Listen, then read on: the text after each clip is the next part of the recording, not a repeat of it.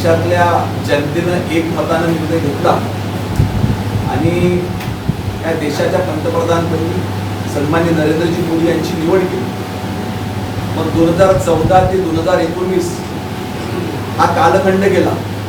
या 5 वर्षात मोदी सरकारने केलेले कामं बघून 2019 साली पुन्हा एकदा जेव्हा निवडणुका झाल्या तर 2014 पेक्षाही जास्त मॅन्डेट त्या ठिकाणी 2019 मध्ये देण्यात आलं आणि पुन्हा एकदा दुसऱ्यांदा या देशाच्या प्रधानमंत्रीपदी सन्माननीय नरेंद्रजी मोदी यांची निवड त्या ठिकाणी झाली। त्याच्यानंतर पुन्हा 5 वर्षांना म्हणजे 2024 साली ऐतिहासिकरित्या पुन्हा एकदा तिसऱ्यांदा भारताच्या पंतप्रधानपदी सन्माननीय नरेंद्रजी मोदी हे त्या ठिकाणी निवडून आले।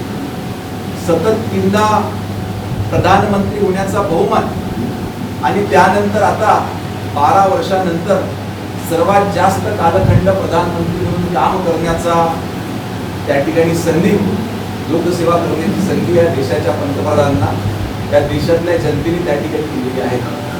एकंदरीतच मागच्या 12 वर्षाच्या कालाखंडीमध्ये अद्भुत असा जनतेनं दाखविलेला विश्वास आणि भारतीय जनता पार्टीच्या कार्यकर्त्यांना प्रधानमंत्र्यांनी सेवा समर्पणाच्या माध्यमातून देशाची केलेली सेवा ही आपण सर्वजण जाणतो।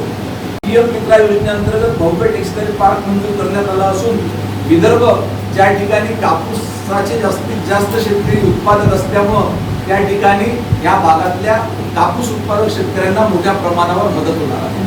आपल्या इथे उद्योगाच्या संधी उपलब्ध झाल्या पाहिजे, रोजगाराच्या संधी उपलब्ध झाल्या पाहिजे, म्हणून आपला हा भाग मुंबईशी पुण्याशी जोडला गेला पाहिजे।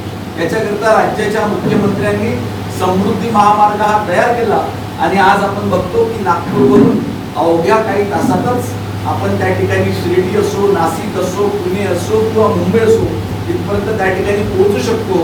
दळणवळणाची त्याच पद्धतीनं राज्य सरकारने घेतलेले आहे।